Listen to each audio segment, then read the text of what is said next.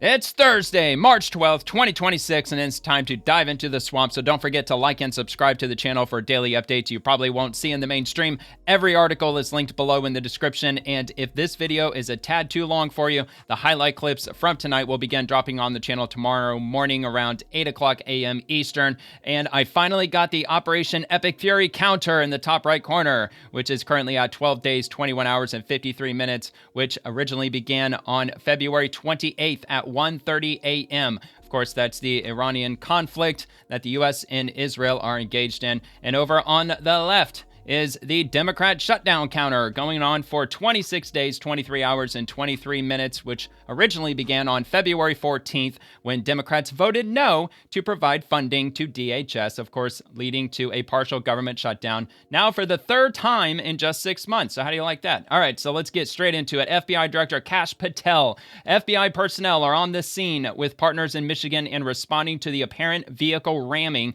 an active shooter situation out of Temple Israel Synagogue in West Bloomfield Township in Michigan. And he posted that 5 hours ago as of this recording. Attorney General Pamela Bondi echoing the same thing. Our FBI and ATF HQ agents are on the scene assisting local authorities at Temple Israel Synagogue in West Bloomfield, Michigan. Please pray. From Spencer Heikemian, breaking active shooter at synagogue in Michigan. So we've got a quick 20-second clip here. It looks like we have no sound. As in, there's no sound in the background. It's just aerial footage, just some helicopter footage. Looks like I assume those are officers. They look like they might be. Just panning around the building. Okay, so yeah, I could be possibly just civilians, although I'm assuming they're probably law enforcement. Michigan synagogue shooting intel point alert says the suspect rams his vehicle into the building, engages in a shootout with security. Shooter had a rifle. The shooter was shot dead and badly burned. The vehicle is now on fire inside the building, and there's no word on additional injuries, at least not as of this post. So let's give this a watch. From Bill Malugin, the following reporter. Senior federal law enforcement confirms our reporting that the suspect is dead. Additionally, told the suspect's body is badly burned. He was killed by armed security. Bill is told that he rammed the car into the building, had a rifle, got into a shootout with security who killed him. The car was on fire inside, and that would obviously be the source of the smoke coming out of that building. So it would appear now that the immediate threat to the synagogue is over, but now we're dealing with the aftermath. Yeah, absolutely horrible, man. It could have been much worse, but it's just a lot of sick people in this world. Republicans against Trump. Update from the Oakland County Sheriff on the synagogue attack. A suspect rammed a truck into a synagogue in West Bloomfield, Michigan, driving into the building's hallway. Security confronted the suspect and he died at the scene. One security guard was knocked unconscious and pulled from the area by other guards, but he's expected to be okay.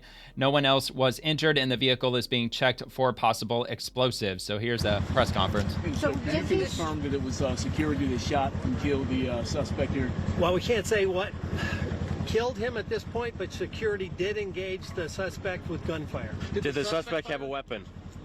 We can't get into a lot of that stuff, but maybe he burned to death. The building, drove down the hall, and he was engaged by security. So do we know, did he ever fire shots, the suspect? I'm guessing he probably didn't unless he was trapped in his vehicle. But nothing that we confirm, so we're not going to go into. Yeah, so of course. Did he breach the building? You know, what's the point in a press conference when he can't answer anything? With a vehicle. There was only one person in that vehicle? Only one? That's what it only appears one. At this point. What do we know about this fire? Something ignited vehicle in fire. The vehicle. That's a work in progress. Because he smashed it into a building. Abundance of caution, clearing the vehicle for IEDs or any explosives. We've got a significant number good of idea. bomb dogs on especially site, in today's world. on site. And all of that's going to be done to check the boxes. Now, they're Islamic extremists, I assume, being that this was at a Jewish synagogue. Just in case, out of an abundance of caution. Yeah, that kind of goes without saying, probably. Site, but we don't have any information at this time to believe that. So we want people to take a breath. No one was hurt. We're on top of it. The chief and his good. team That's got fantastic here news. fast. Everything that was supposed Nobody to else was hurt. happened. Security did Of course, their the job, security guard, he was and knocked the unconscious. responders did theirs. So he was hurt. Sheriff, what did the call come out as? I believe it came out as an active shooter. Yeah. Where and when did you actually neutralize the threat? Where was he? The vehicle's in the hallway of the building, just inside the building. Good grief. Shot right there. Again, I can't tell you what he died Oh, of. Until we get a little almost further. got him, We didn't you? haven't actually Didn't gone they? into the car. It's still being cleared. So we do know that the security guard shot this They shot shooter. at. Oh, okay, But okay. It's unclear if he was. I wasn't killed sure if he was by- prepared to In a divulge that or situation not. Like this, you never know. If somebody's trapped, sometimes they kill themselves. Right. So, Or maybe he suspect burned to was death engaged. somehow. Was it the same- It's the clearest. I mean, the vehicle sentence did I catch can on give fire. What is the condition of the security officer? From information I got, he should be okay. He was knocked unconscious. So the different security officer who fired the shot. How was he There were knocked multiple security knocked officers unconscious? on With scene. the vehicle? And the one that was hurt was pulled from that area by his team. Yeah, see, they got ATF on the scene. How much where's the car registered from? What? We're not going to get into the specifics on the car at this point. Can you say what type of car it is, sir? A truck or an SUV? It was a truck. It was a truck. Okay. All right. Yeah, that would have been probably one of my follow-up questions, whether if it was a truck or what have you. Okay. Well, in case you don't know, because I don't know exactly where West Bloomfield Township is, we're going to find out. It's obviously in Michigan. So let's zoom out and find out. Okay. Detroit. So it's a suburb of Detroit, and they've already got it marked on Google Maps, West Bloomfield incident. And they currently have it as Michigan, United States, updated 3 hours ago. Updates on X, which we're already on X, so we're probably not going to get a whole lot more from this. Of course, we've got Democrats that are chiming in because this is Google. Because of course, Google's going to show a bunch of Democrats. They're not going to show any Republicans, of course, chiming in on the incident, are they? Didn't intend on doing that. Okay, yeah. So we've got Eric Adams, Mayor Zoran Mamdani, Elise Stefanik. I can't remember. I honestly don't remember her party affiliation, if I'm being honest. Andrew Cuomo, obviously a Democrat. So, of course, it's not going to pull any Republicans because this is Google at the end of the day. They're always left-leaning. All right, so, yeah, we've got that in the Detroit area of Michigan, just in case you were wondering. Let me scooch that out of the way, and let's move on to the next post. Breaking 911, developing car crashes into Jewish synagogue in Michigan. Active shooter reported. Vehicle deliberately driven into Temple Israel in West Bloomfield, Michigan, officials say. Reports indicate shots were fired after the crash. The vehicle caught fire after striking the building. Oakland County deputies say the incident appears intentional. Police responding to what authorities describe as an active situation. I mean, I would certainly hope it was, well, look, it's kind of a gotcha. It's a catch-22. I don't want it to hope for it to be an intentional situation. However, I mean, obviously it's going to be intentional because otherwise security guards were shooting at somebody who accidentally mistaken the gas for the brake or what have you. And, you know, that would have been a whole a disaster PR situation. So, all right, let's give this a watch. Temple Israel, and they say a major scene was reported there.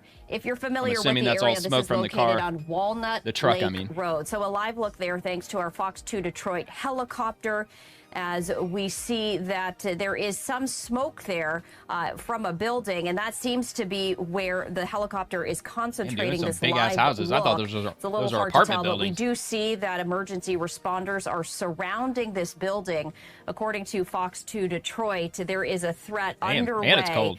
at Temple Israel there in Michigan. So at Temple. Yeah, it's really chilly. We finally got some rain in my area. I'm down in the Florida area. It's been hot. Been dealing with the heat wave. Okay, breaking news. 2 major U.S. synagogues targeted in vehicle ramming attacks just weeks apart. January, man repeatedly rams car into iconic Chabad HQ at 770 Eastern Parkway in Brooklyn, and it was the suspect, assuming it was a man, charged as a hate crime. Now, a car deliberately crashes into Temple Israel in Michigan, sets it on fire, or the car gets caught on fire. Not sure if we've confirmed. Look, this was 6 hours ago, so I'm not going to say as far as it being set on fire. Authorities seem to believe that it caught on fire after a crash into the building. Shots fired, active scene, and lockdowns. This wave of terror on Jewish sites is horrifying. Praying for safety. Here's the first one. This, I believe, was the one in Brooklyn. Call the police. Call one. Oh man, they filmed like right when it happened. Tase the guy. Oh, there's the cops. Yeah, don't take too long. Take your sweet time walking up there.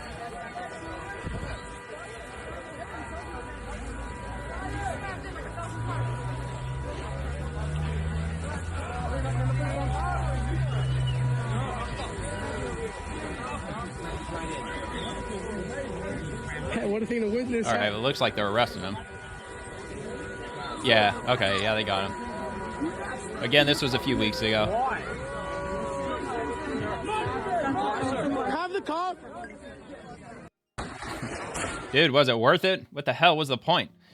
All right, and then we've got this one, which, yeah, we already saw the aerial footage of that. And let's head on to the next. From FBI Director Kash Patel, we have another situation that happened today. Earlier today, an armed individual opened fire at Old Dominion University, leaving one person dead and 2 others wounded. The shooter is now deceased thanks to a group of brave students who stepped in and subdued him, actions that undoubtedly saved lives along with the quick response of law enforcement. The FBI is now investigating the shooting as an act of terrorism. Our Joint Terrorism Task Force is fully engaged, embedded with local authorities, and providing all resources necessary in the investigation. In the meantime, please pray for the victims, their families, and the ODU community. And this was posted at 3:55 p.m. today. Again, from the FBI director.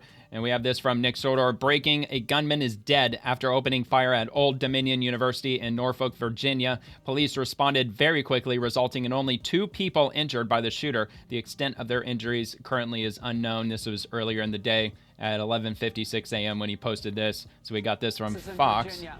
And this is Old Dominion University. Police cars there you can see gathered. A gunman is dead after injuring 2 people at Old Dominion University, according to officials there at the school. A gunman opened fire in Constant Hall at about 10:50 a.m. East Coast time. And officials are saying 2 people were hurt as a result. We do not know what their conditions medically are right now. This is all the information we're getting in right now. And you're looking again, this is live from Virginia, Old Dominion University, and the cordon of police officers, that perimeter that has been put up.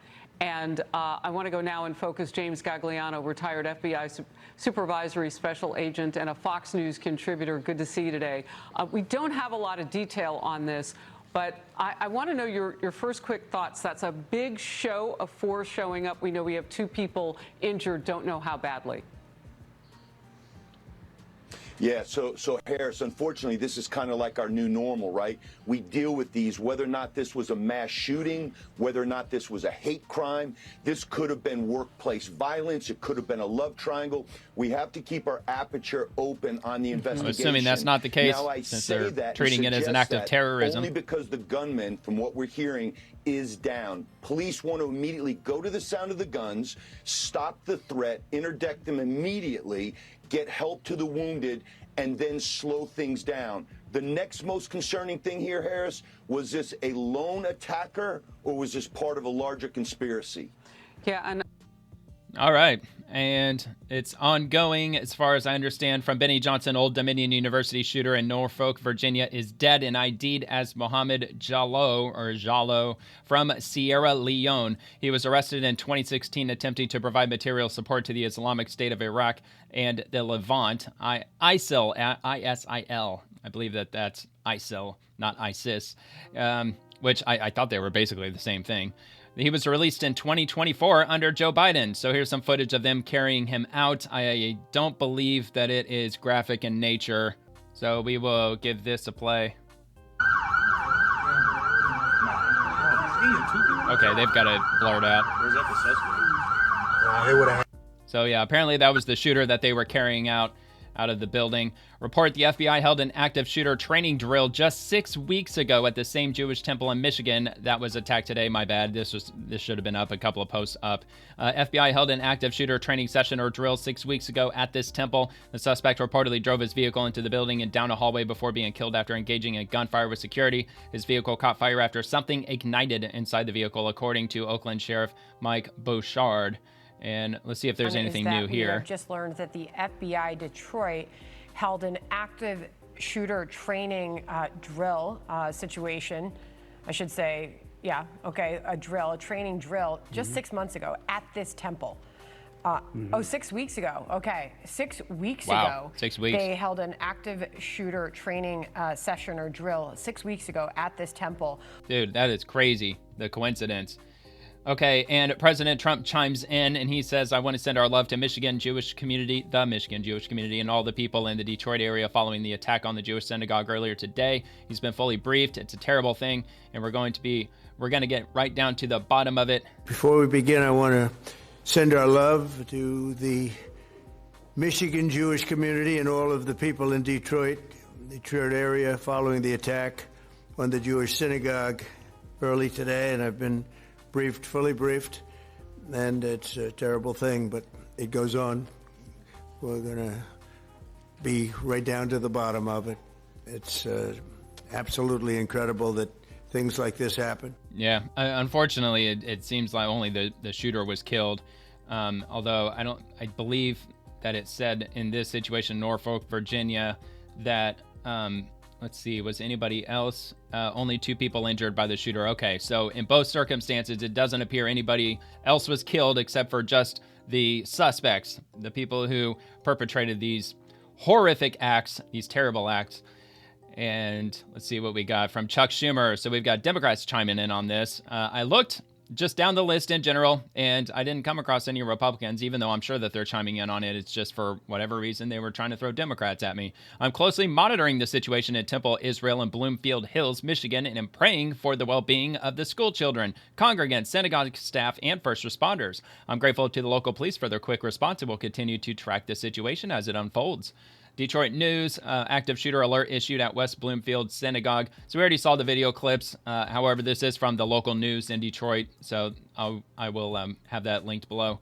Senator Jackie Rosen. I'm heartbroken to see yet another anti-Semitic attack today at Temple Israel in West Bloomfield, Michigan. I'm grateful for the local law enforcement officers who quickly responded to the scene, and I'm praying for the congregation, Jewish community, and all those affected. The rising anti-Semitic violence we've seen in our country and around the world is unacceptable, and fighting it begins with each and every one of us confronting anti-Semitism wherever it rears its ugly head. But you don't mind cashing in your paycheck while you vote to not pay the workers trying to protect us from these terrorists. Yep. It's Muslims, you idiot. It's almost like importing so many Muslims wasn't a good idea.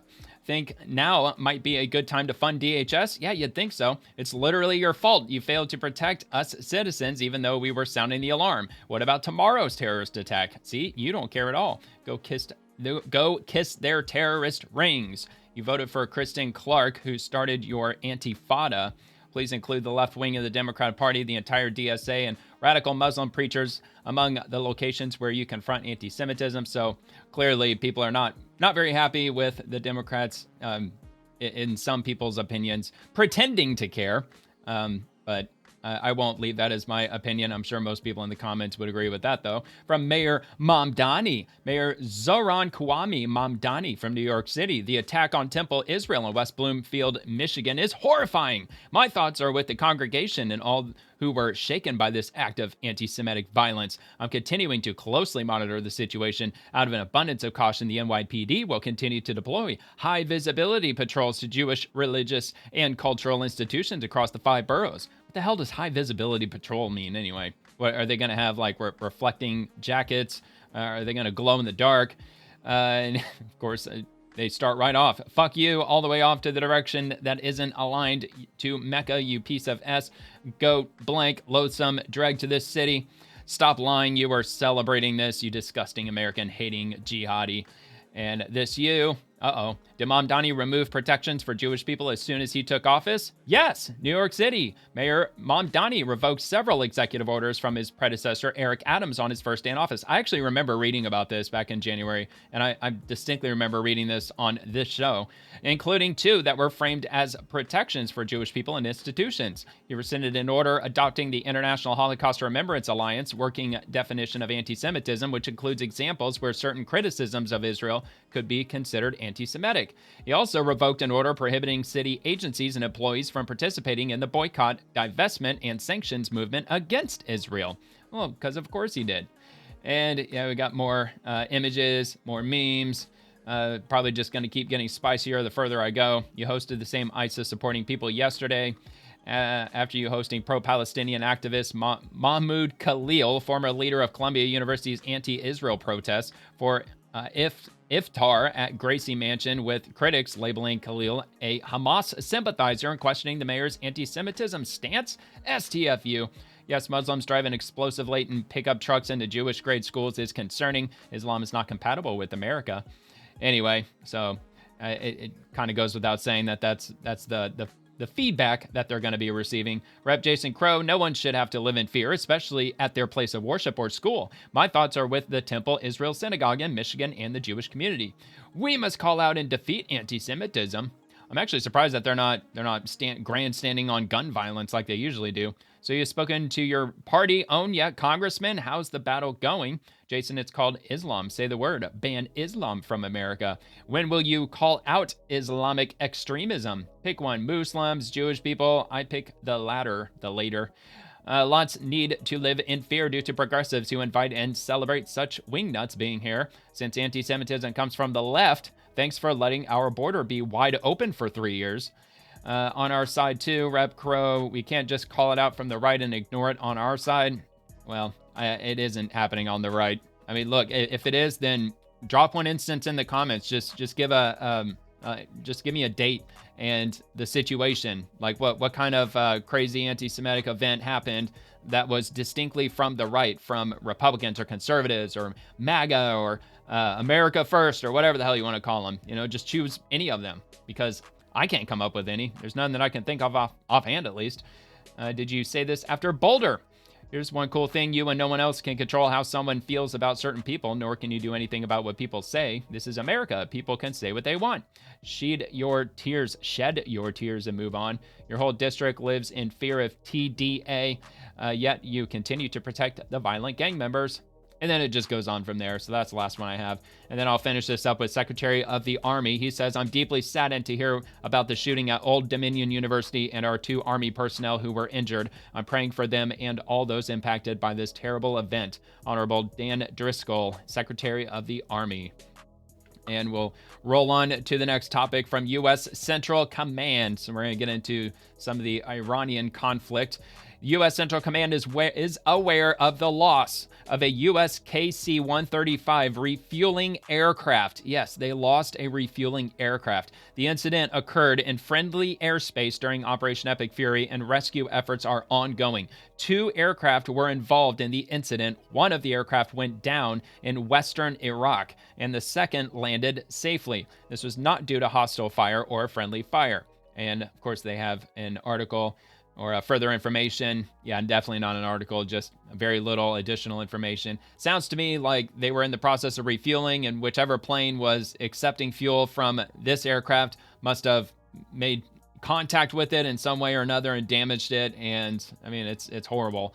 So U.S. Central Command is aware of the loss of a U.S. KC-135 refueling aircraft. This incident occurred in friendly airspace. Okay, so I don't think we're going to get any more info out of this. More info will be made available as the situation develops. We ask for continued patience to gather additional details and provide clarity for the families of service members. So it's probably going to be at least a couple days before we get additional information, which I'm sure U.S. Central Command, they'll post something as soon as they are able to. The Iranian regime is loose. Oh yeah, hold on. Wait. I forgot to show this. I almost skipped over this. So this is some details on the aircraft because they didn't show any images of it. So I figured I would at least, give you an idea as to what this aircraft looks like. So this is the aircraft, and that way you can get a general sense as to what it is. It just looks like a big cargo aircraft, U.S. Air Force. It's very big. It's got 4 engines on it. Its top speed is 580 miles per hour. The Boeing KC-135 Stratotanker has utilized 3 primary engine types throughout its service life. The original Pratt & Whitney J57 turbojets, A models, were replaced by Pratt & Whitney TF33 turbofans, E models, and later by the current standard CFM International CFM56 F108 turbofans, RT models for increased efficiency and thrust. Again, the top speed is 580 miles per hour, praying for the best possible outcome. Look, I don't know I'm honestly not sure if the pilots have any capability of being able to ditch the aircraft before it crashes. I honestly don't know. I don't know the first thing about it. Hopefully they had that ability, because that's going to be awful to hear if anybody perished from the crash. Although I'm expecting the worst, but certainly hoping and praying for the best.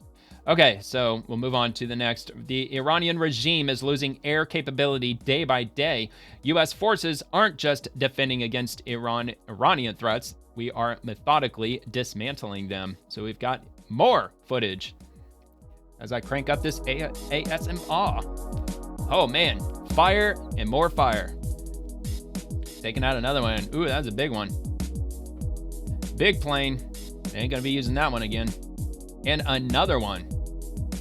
Oh, wow, man. The wings collapsed. Hit it dead on target, like right dead in the center. So, yeah, whenever U.S. forces aim for something, it hits, like within inches. It's like extremely, it's so unfairly precise because our military is from the future. All right, U.S. Central Command, we are eliminating Iran's ability to threaten American forces and regional partners through lethality and precision. We got one more. Here, let me go back. I didn't catch that.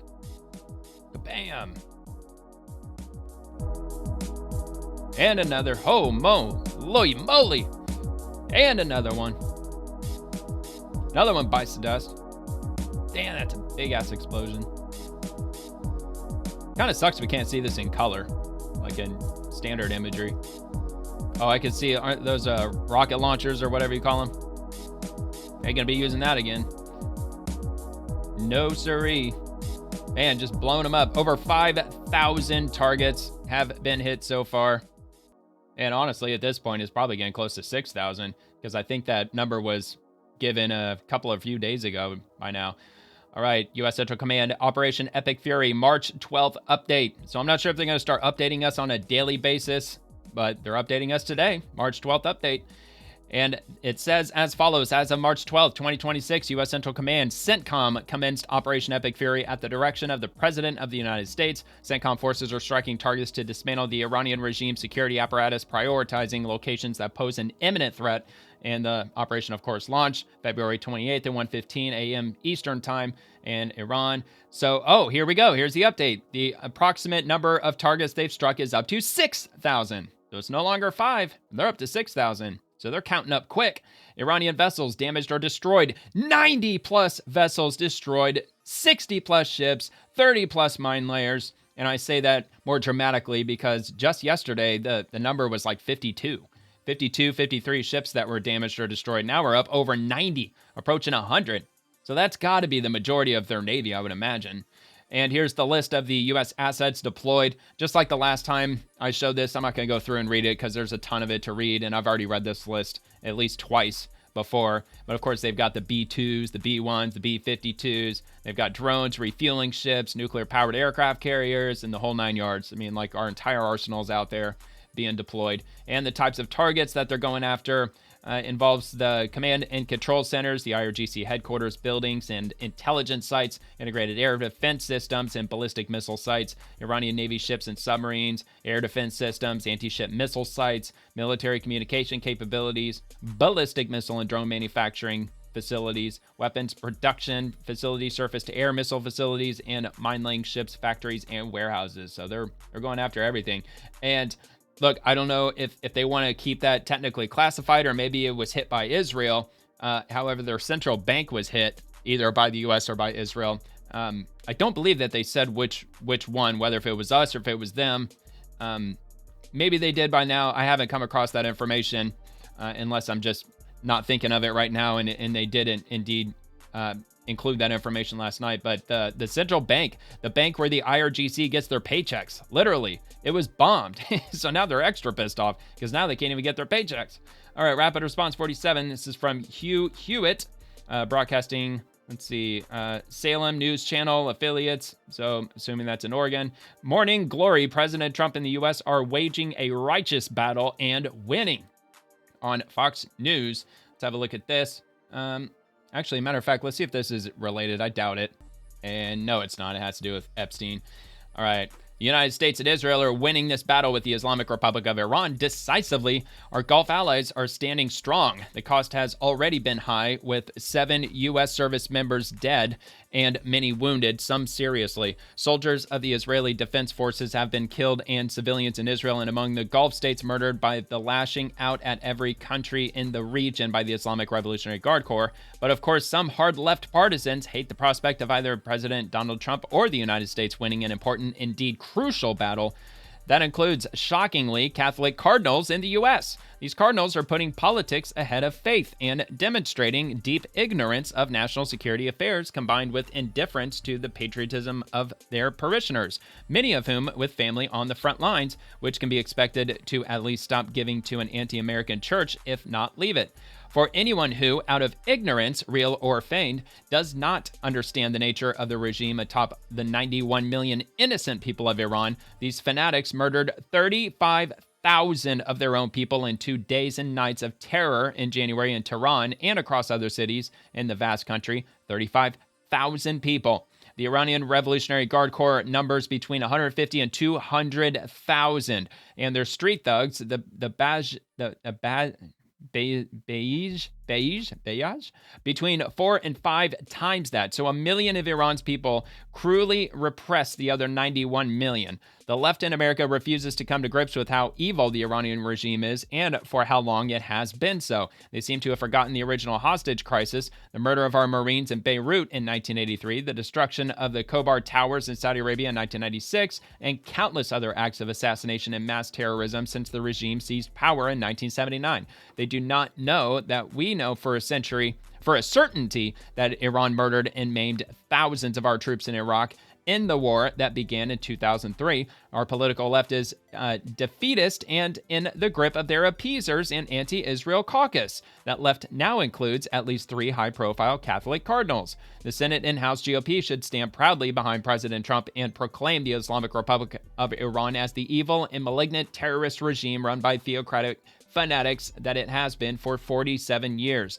That the cause of destroying the regime's ability to threaten the region and the world is just, and that President Trump, Secretary of War Pete Hegseth, Secretary of State and National Security Advisor Marco Rubio, and the Chairman of the Joint Chiefs of Staff, General Kane, are conducting the war in remarkable fashion because the American military has no peer.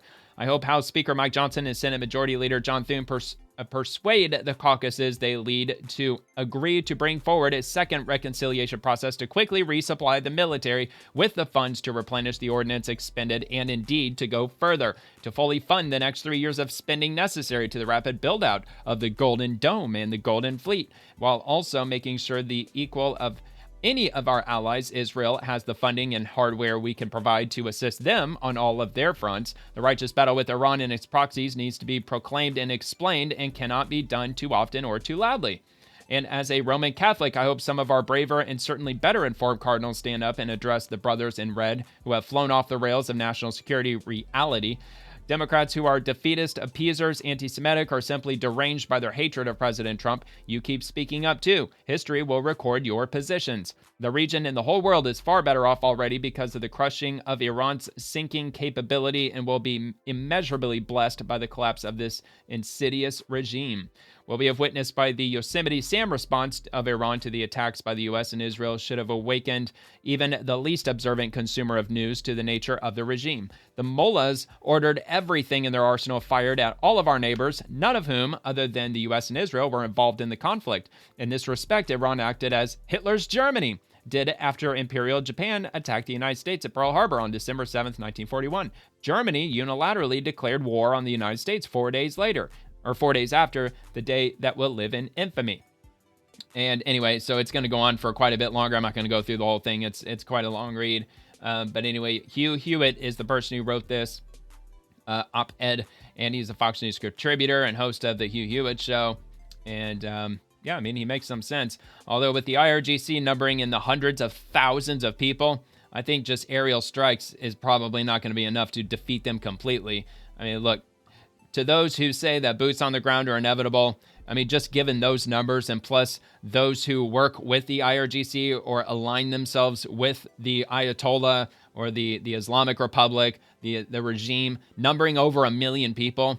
I mean, look, if you're throwing out those numbers and if you want this entire regime completely destroyed, how is boots on the ground not inevitable? I mean, it would have to be inevitable to go in and actually just physically take all of them out. or just get them all to surrender or whatever the hell that we intend on doing with them. U.S. Department of Energy Secretary Chris Wright on Operation Epic Fury. And it's a quote, so let's just play the video. Well, with President Trump's leadership here, the military is going at full speed. You know, this is an operation that'll take weeks, not months. Every day, enormous progress is made. We're destroying their ability to threaten the United States troops in the region, to threaten their neighbors, and ultimately to threaten energy markets. They were going the opposite direction, right? Massively expanding their missile program, pushing ahead with a nuclear program. If this can had been kicked down the road one more administration, I believe that was Israel, would end with an Iran that who would be bombed ensconced forever parts of Bahrain. with nuclear weapons in that region. Simply unacceptable. So President Trump has been working to, through negotiations, through every effort possible to deliver the right result here. But ultimately, the only option on the table, and I believe firmly it is the right option, is to destroy their military ability to threaten their neighbors and the Straits. But it's a weeks-long operation. It's not days. It's not months. Well, look, and if we don't have any intention on putting boots on the ground, if we completely destroy their entire military infrastructure, it's certainly going to set them back many years. And Russia, they're in no position to replenish their supply. China's probably not in any meaningful position to replenish their military supply either. But I do have this. Israel pounds Lebanon, targets a residential building in central Beirut. The strike in central Beirut hits a multi-story building in Aisha Bakar and appears to be another attempted assassination with no prior warning from Israel. And I'll link this below as well. That's why I mentioned that the fire in Beirut appears, at least according to Al Jazeera, it appears to be from Israel. Okay, well, I've got one more from Secretary Chris Wright. Unlike the Biden administration, which left America's oil reserves drained and damaged, the United States has arranged to more than replace these 172 million barrels of strategic reserves with approximately 200 million barrels within the next year, and at no cost to the taxpayer. By the way, Secretary Chris Wright, he's the Secretary of Energy, and this comes after President Trump announced that we're going to be using, at least what he said at first was 300 million barrels to bring down or keep the price of gas at a lower number, essentially artificially lowering the price of gas for the foreseeable future until the Strait of Hormuz gets all sorted out and calmed down. But it looks like 172 million barrels is going to be the magic number that they're going to go with. So we're going to release 172 million barrels and swap it for more than 200 million barrels that'll be back in the reserve within a year. So ultimately, this is going to help us fill the reserve, but we need the oil in the short term for a short-term pain for long-term gain. How does that work? Because I saw that, so that we'll get 200 back with no cost to the taxpayer. How does that work? Just think of the price structure of oil right now. You know, it's backwardated, so the front month price You're anticipating is much on it being higher cheaper, than the probably. 12 months out price. Right. Okay. Buy low. All right. So that the math actually works out. How long does it take for this? Well, hold on. The math would work out, assuming that every oil refinery, every site having to do with oil and gas in the Middle East isn't completely obliterated in the process. Because if all of those facilities are damaged, I mean, like 20% of all the world's oil comes out of that region that we're dealing with right now. And the largest oil facility in the United Arab Emirates has been shut down. I don't think that one's been damaged, but certainly other ones have been damaged, not just in Iran, but the one in Oman that I showed on yesterday's episode, that was hit by an Iranian drone. And I don't know how significant it is. I know that's the largest facility that Oman has at that port, at that location. So if they bomb a whole bunch of these facilities, it's going to take years to rebuild all of it. So that's certainly going to probably increase gas prices for the foreseeable future, at least marginally, if not significantly. However, we still have the ace up our sleeve, which is Venezuela. And Venezuela happens to have the largest oil reserves on the earth, or on the planet. And even though that the oil is dirtier than usual, it's not as clean as places like Saudi Arabia. I'm sure, and probably any oil in the Middle East is probably cleaner than Venezuela. So the process is a little more complicated to refine, a bit more expensive, but still, I mean, at least Venezuela has, at least will in the near future be resuming its oil drilling and refining process, and maybe sooner or later that'll keep prices relatively low, hopefully. With the total 400 million, because it's at least 120 days for it all to get there. Hence, we won't see any immediate effect on lowering prices, or we wouldn't expect that, would we? Well, it's certainly an offset. And again, it's not just the United States that's releasing. You know, it's 30 nations around the world. There's no shortage or even really tight oil market in the Western Hemisphere. The issue's in Asia. But we That's got where the oil petrodollar from the Persian Gulf flows. So it affects us Japan is either releasing way. 3 times more than their pro Yeah, Japan's heavily dependent on Middle Eastern oil. Where is the So is China. struggle? Is in refineries in Asia. We're just getting oil into those refineries as quick as possible. We're going through a short-term disruption, but it's overdue to address this Iranian threat that's festered and grown for 47 years. Yeah, and according to the video that I played on the swamp yesterday, South Korea is going to be hit the hardest with regard to oil shortages. Apparently, they get a large amount of their oil, like actually not even a large amount. They get like 95% of their oil from the Middle East. So if the Strait of Hormuz is closed and if they're not shipping oil out, they've only got like a 9-day supply. Apparently, they don't have the reserves that other countries like ours does. So it's not going to be good in South Korea if this goes on much longer. The U.S. is the largest oil producer. This is from President Trump, of course. Largest oil producer in the world by far. So when oil prices go up, we make a lot of money. But of far greater interest and importance to me as president is stopping an evil empire, Iran, from having nuclear weapons and destroying the Middle East and indeed the world. I won't ever let that happen. Thank you for your attention to this matter, President Donald J. Trump.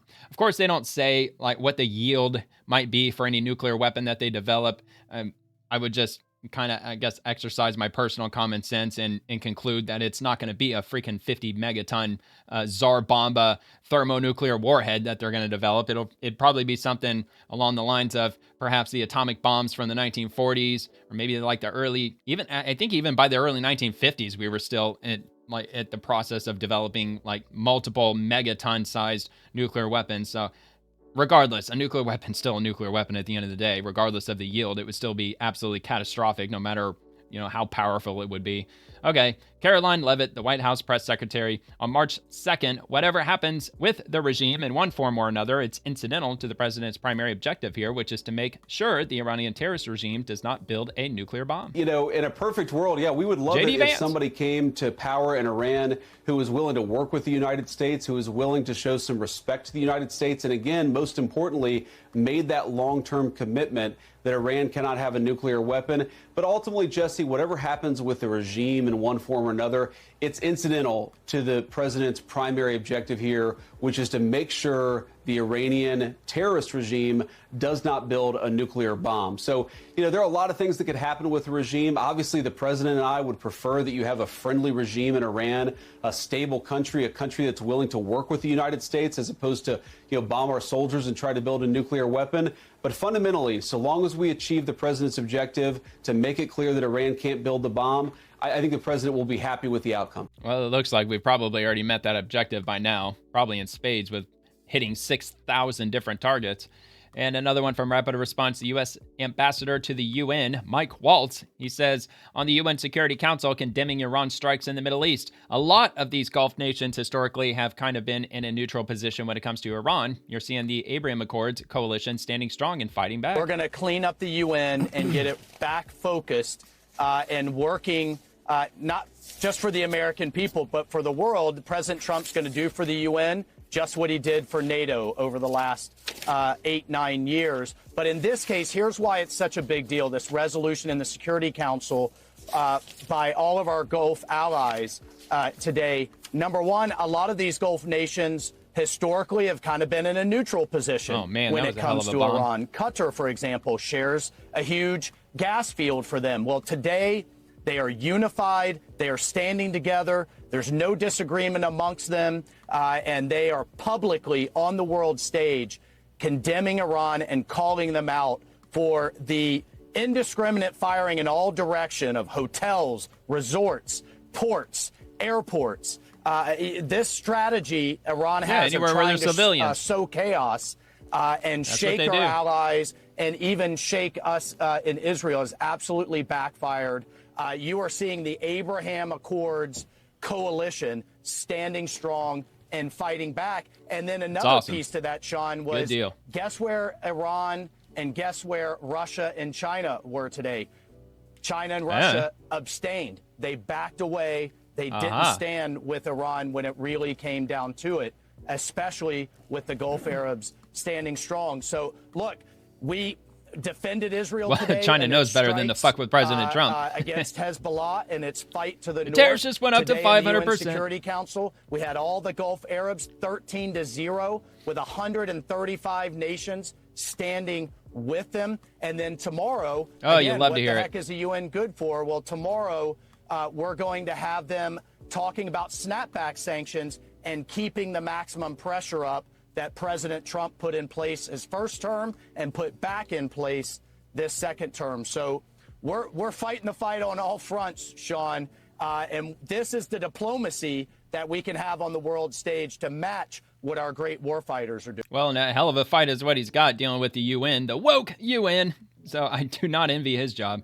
Senator Kevin Cramer, when Democrats make a clown show out of something as serious as putting our troops in harm's way, it's hard to trust them. We've had many transparent briefings. There's no lack of communication. Here to discuss and react, Senate Armed Services Committee member, North Dakota Senator Kevin Cramer. Senator, a pleasure. I'm going to turn this on its head, call them on their bluff, and have some hearings, because these Democrats will look like that they are hamstringing our military when we are fighting the good and just and righteous fight. Oh, you know they'll sure as hell try. Then they will be exposed for lying. Leaking classified information. You know they will. Quote, hearing in these closed-door briefings. Well, that's a good point. Look, it's just like Senator Blumenthal. What was that, yesterday or the day before yesterday? He had a top secret or a classified briefing with regard to the Iran conflict. And as soon as it was over, he couldn't get to the cameras fast enough. He went straight to the cameras and said that he's all pissed off. I've never been this angry leaving an intelligence briefing because we're talking about putting boots on the ground. It's like, oh my God, dude. No wonder they don't want to tell Democrats anything. When they make a clown show out of something as serious as our troops in harm's way fighting for freedom halfway around the world. He probably made all that shit up anyway. It is very unstable against an enemy who is sworn to take the United States out. It's hard to trust them when you consider. Yeah, only for 47 years. 6 new resolutions that you just talked about. 11. We've had 11 resolution votes, War Powers resolutions votes. 8 of them authored by Bernie Sanders and Tim Kaine, all aimed at Donald Trump. They hate President Trump more than they love the United States of America. Yep, party above country. I hate to give them that sort of a That's platform. the Democrats today. Having said that, though, you guys, it's not like there's been a big secret here. Pete Hegseth and the commanders and the chairman of the Joint Chiefs, General Kaine, hold regular briefings. They answer questions. The president never walks past the media without taking time to talk to them. We've had many he's right about that. briefings that the Democratic senators are saying, aren't worth anything. They're worth a lot. And they've been very transparent with the committees of jurisdiction, including the Armed Services Committee, and the entire Senate, the Intelligence Committee. There's not a lack of communication here by any stretch, but the time will come for hearings. Maybe it'll come fairly soon. But for now, I think the president's been more than transparent. You know, Senator, when I look at this issue, I think of the seditious six. And I know it's not the same group of people necessarily, but I think of people who are pretending like they have the American people or the soldiers' best interest in mind, but they obviously don't. And so I get nervous about public hearings with these guys because it's not to advance American interests. Oil is currently at $92 a barrel. To succeed. It's to score not over 100 some yet. Political points, and that seems reprehensible to me, but also very dangerous. Do you trust that your colleagues on the other side of the aisle, when they say they've got the interest of the armed forces in mind, actually do? No. I doubt it. Well, their behavior certainly doesn't support that. I think there are a lot of good-hearted Democrats who care deeply about our country and about our troops. A lot of them are on the Armed Services Committee, but their behavior in this situation, this circumstance, like I said, let's remember Senator Kaine, who is a good, solid member of the Armed Services Committee, but when he's introduced all of these War Powers resolutions and has admitted publicly just a couple of months ago that his intention is to hold up the floor, keep the Republicans from controlling the floor of the Senate by having these privileged motions time and time and time again. I think they don't just tip their hand, they actually blurt out the playbook, and somehow they find something. They're communists, man. I do not. I find it disgusting. They're putting party over country. Well, that's their playbook that they've always used. That's why they envy the CCP. Say, after during COVID, fear Oh, yeah. equals control, Yep, and fear and control. equals power. And this is a way for them to run cover for the fact that they will not fund. That's why I think that they colluded with China our to do Homeland you-know-what. Security and pay people who are here in the United States protecting us. They are refusing to do that. Yeah, but they won't this is a even way fund for Homeland them to Security. cover that up. Senator, final word to you. You know, that's Like a the great point, trifecta of Dagan, that shit. we have to emphasize. They literally are holding up the Homeland Security budget when it's the Department of Homeland Security that's charged with what? Securing the homeland, to include, by the way, cybersecurity, a really important thing right now. Yeah, kind of right? important. So you're right. They show their hand. Senator Kramer, great to see you tonight. Yeah, and you know what? I'll get to that in a little bit with regard to the shutdown of Homeland Security. And I pulled at least one Democrat post, and it's going to make your blood boil the way that they're trying to spin this around on Republicans. It's just, it's appalling, and it's infuriating, to be honest. All right, Ben Williamson on the left is the way ABC or their source reported the FBI alert. On the right is the actual FBI alert that went to JTFF Partners. You'll notice the word left out, unverified. So they're talking about this. The FBI warned police departments in California that Iran wants to retaliate for American attacks by launching offensive drones against the West Coast, according to an alert reviewed by ABC News. I already read it. I read this article yesterday, so I'll just post it again if you want to read it if you missed yesterday's episode. So anyway, that's how this is their response to that.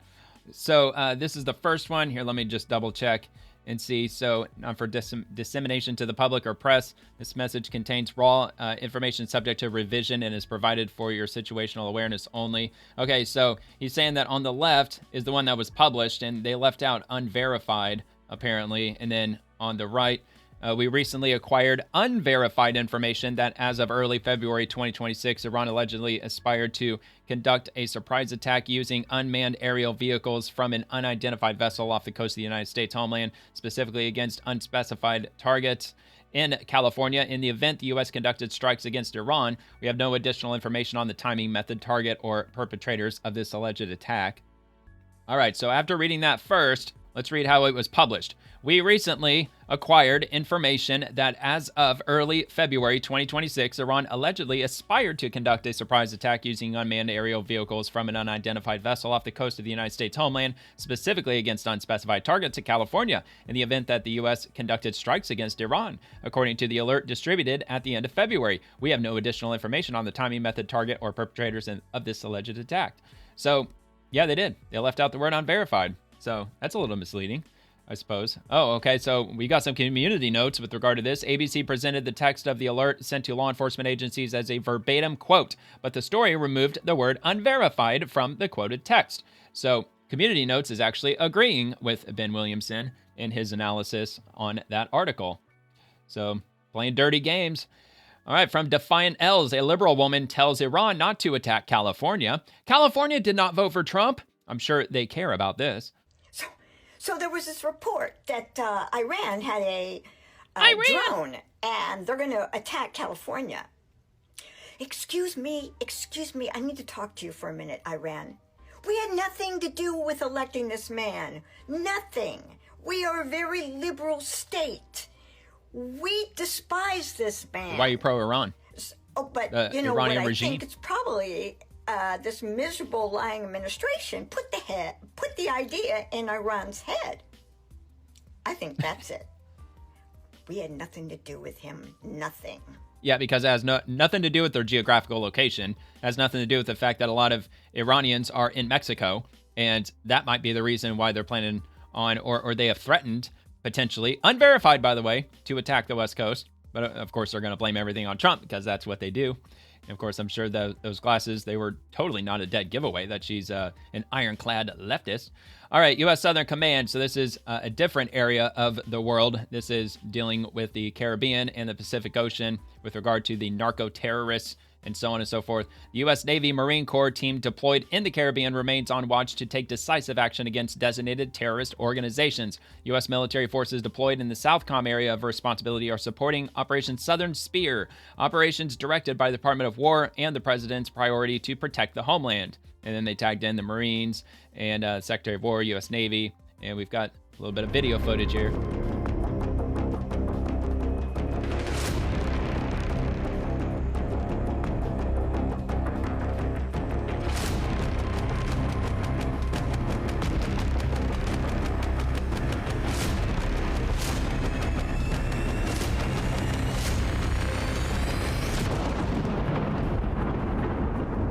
course, putting some music to that one, which they don't usually do. They usually just leave it just dead quiet.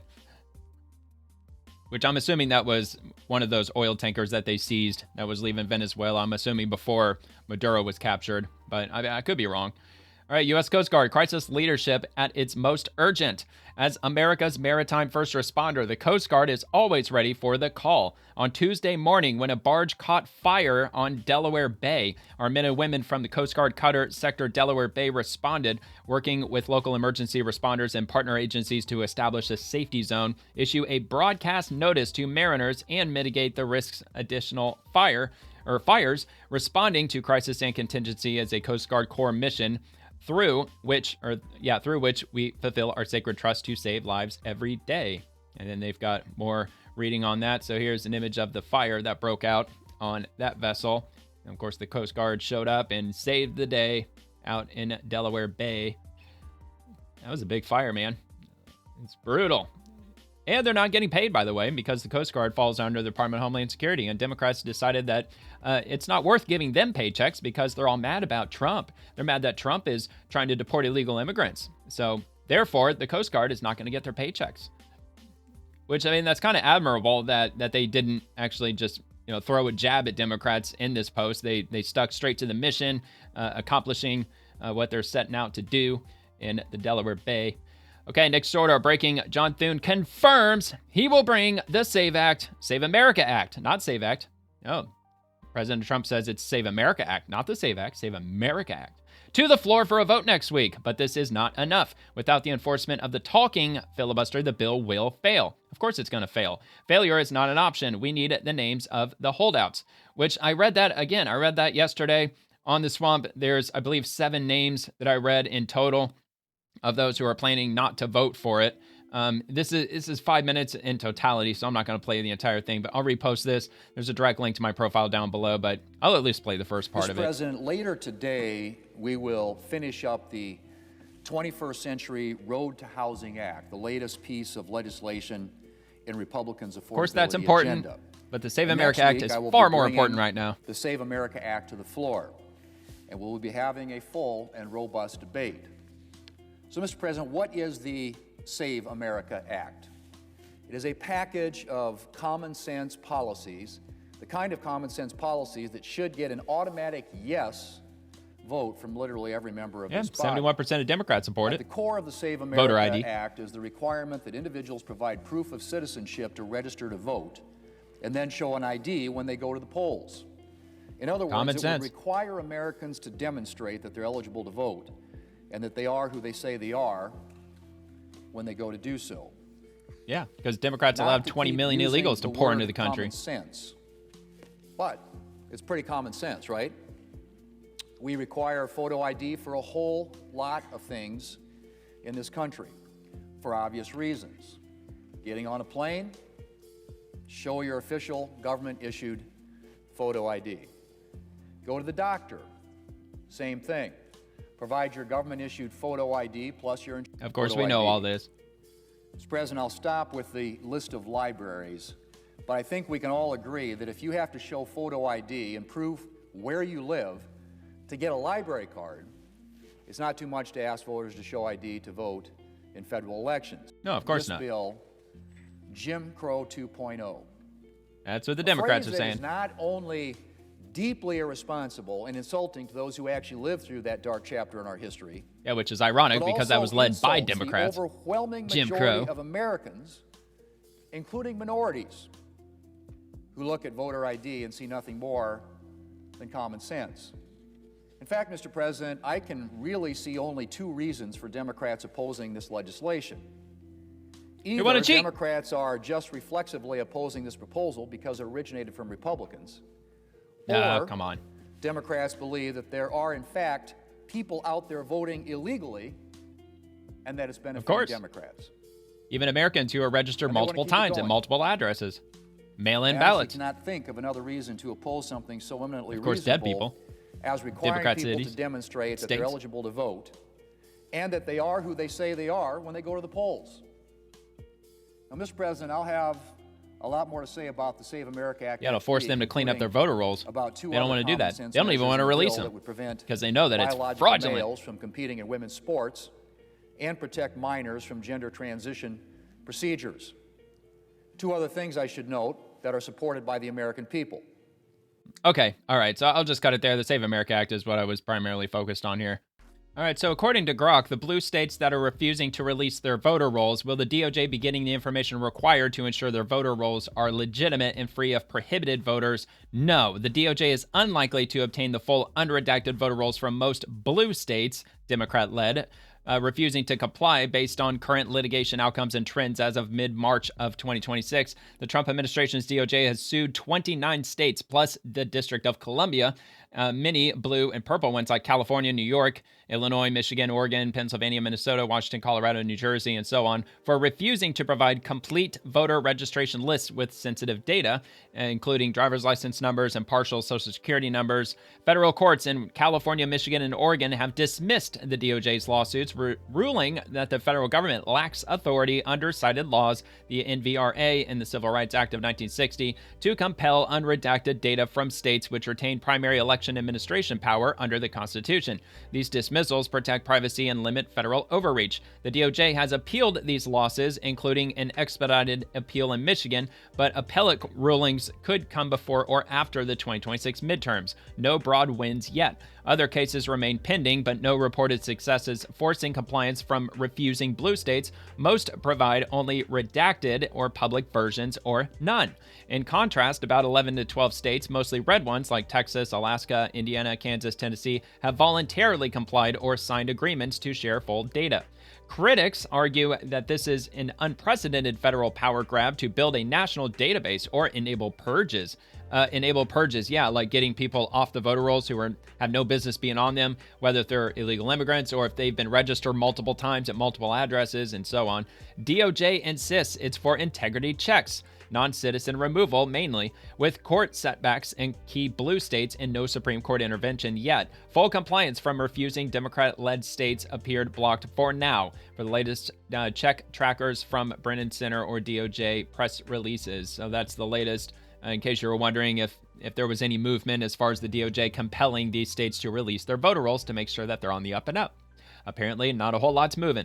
And from Scott Pressler, wow, when the Save America Act is passed, registered voters will not have to re-register. Non-citizens will be removed through the Save system. So when Chuck Schumer says that millions will be removed, is he saying millions of illegal aliens are registered to vote? It sounds like it, doesn't it? Chuck Schumer said the quiet part out loud, probably one of my strongest segments on television. So let's check this out from Scott Pressler. I want to clear up any confusion. The Save America Act would employ the SAVE system, which stands for the Systematic Alien Verification for Entitlements. Let me be clear.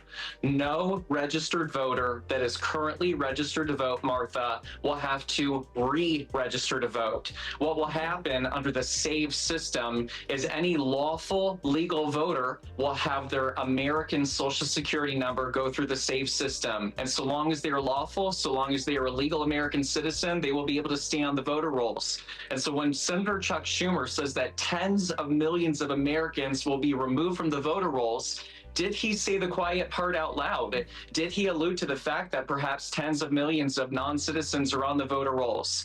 Anyone that is only for Americans being registered to vote cannot be against the Save America Act. And so we are going full steam ahead.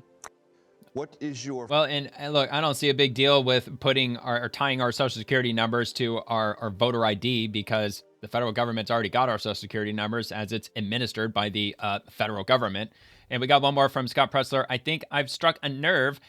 Democrats are angry that I'm sharing the truth on national television that voters will not have to re-register to vote. The SAVE system will only remove voters that are not lawfully registered to vote. I've debunked their narrative in 2 minutes.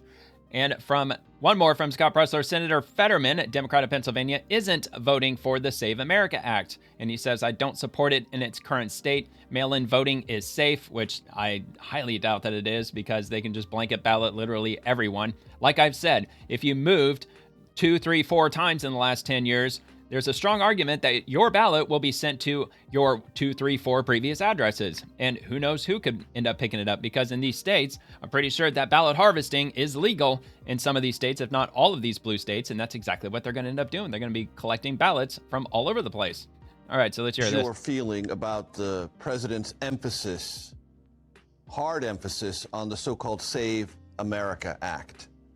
Well, there's a couple truths embedded in this conversation too.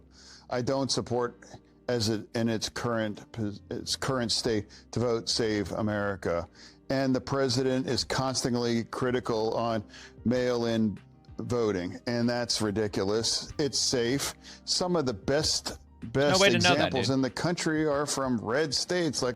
All right. Well, I mean, maybe there could be an argument that the Save America Act could still allow for the mail-in system, which I wouldn't agree with at all. I think in-person voting is the only way to go. However, if they ensure that all of the voter rolls, every American has been processed through the Save system to ensure that they are indeed a lawful American citizen who's able to vote, then mailing people's ballots still, I don't think would be an ironclad system, especially when people are going around ballot harvesting. That certainly should be outlawed. Anyway, so that's John Fetterman's stance on this Save America Act as it is right now. The Bipartisan Commission on Federal Election Reform, which was co-chaired by President Jimmy Carter. Photo IDs currently are needed to board a plane, enter federal buildings, and cash a check. Voting is equally important. Pass the Save America Act. And they have this highlighted. Photo IDs currently are needed to board a plane, which we already read. And according to this post from Rapid Response, it was from the Commission on Federal Election Reform, which was chaired by President Jimmy Carter. And we've got something else with regard to what appears. Yeah, so John Fetterman, this is from RNC Research. They posted an X article here. Democrats admit they shut down the DHS for nothing. Last night, Pennsylvania Democrat Senator John Fetterman admitted that his party shut down the Department of Homeland Security for nothing. Democrats know ICE is already funded, but are forcing critical agencies like FEMA, TSA, and the Coast Guard to go without pay once again. And another one from RNC Research. Democrat Senator John Fetterman admits his party shut down the Department of Homeland Security for nothing. And it's a quote, so let's just take a look at this. No, but we can all have to acknowledge that this shutdown had no impact, zero impact on ICE. All of the funding was already in place there from the big, beautiful bill that I did not vote for. I did not vote for that. So why should I punish all of those people that work under the DHS that keep our nation more secure? Why they shouldn't be paid? I'm at the airport every week of the year, and I asked all of them in Pittsburgh, hey, do you guys like getting paid for your job? And I've never met one that says, nah, the paycheck's not really a big deal. Everyone, and I believe we should be paid for the work that you've done. Why punish all those TSA agents and all the other people under the DHS umbrella just because the base demands that we just shut it down, absolutely knowing that would have no impact on ICE? Yeah, because F Trump, because we hate everything that Republicans and conservatives stand for, and we're willing to punish over 100,000 federal workers because we just have TDS. Democrats have repeatedly admitted that they know ICE is already funded, but they are being held hostage by the Democrats at their far-left base to stop ICE from arresting and deporting heinous criminals from our country. While Democrats are serene with their decision to put our national security at risk at a time when terrorists want to attack America, President Trump and Republicans are working to fund DHS, continue removing the most heinous criminals from our communities, and keep our country safe. And most Americans, they want mass deportations. They not just the worst of the worst criminals. We want all illegal immigrants deported. And if they want to come back, they can come back the legal way. And this is from TSA. Democrats are playing political games with the livelihood of TSA frontline workers, the travel plans of the American public, and our national security. Enough is enough. This is from Homeland Security 10 hours ago. The Democrats' DHS shutdown has forced TSA employees to work without pay 3 times in nearly 6 months, and now agents are leaving the force, with more than 300 agents quitting since the start of the shutdown. It's time for Democrats to end these political games.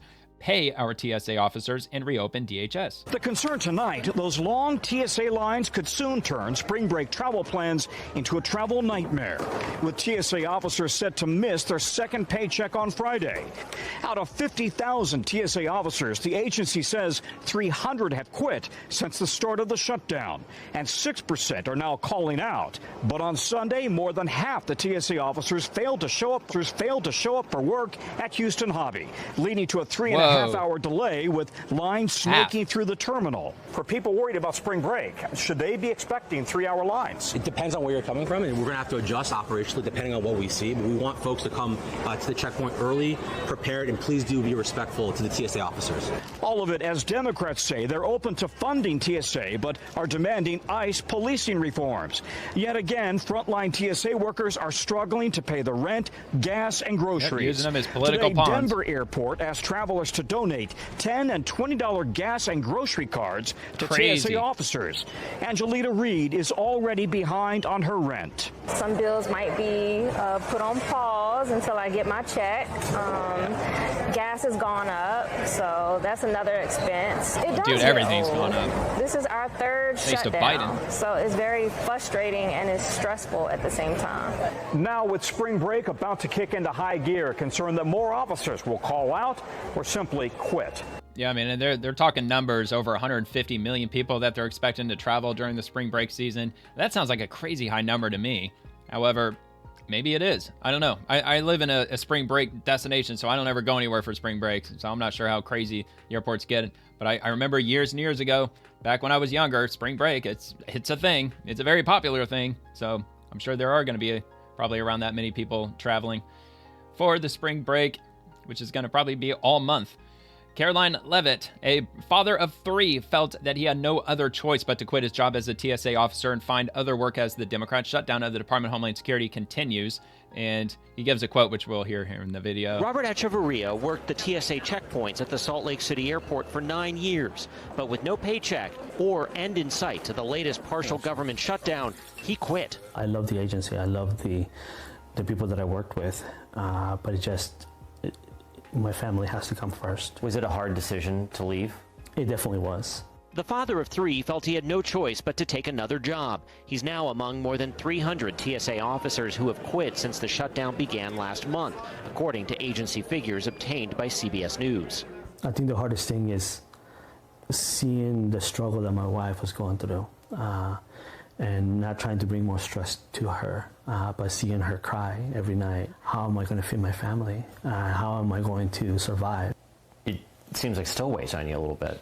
It does, because again, these are people that I was with for over 9 years. That strain and this week's missed paycheck are taking a toll. Yeah, it's unbelievably unnecessary, completely unnecessary using them as political pawns.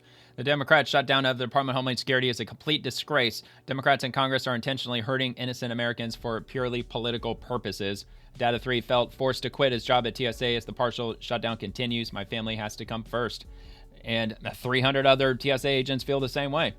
And get a load of this from Senator Patty Murray. In 24 hours, Republicans have blocked 5 attempts from Democrats to fund TSA, FEMA, our cyber defenses, and Coast Guard while talks continue to rein in ICE and Border Patrol. Republicans are holding TSA agents' paychecks hostage so they can give more money to ICE with no reforms. I mean, it just makes your blood boil, man. These people are evil. Nice try. Democrats voted against funding DHS since February 14th.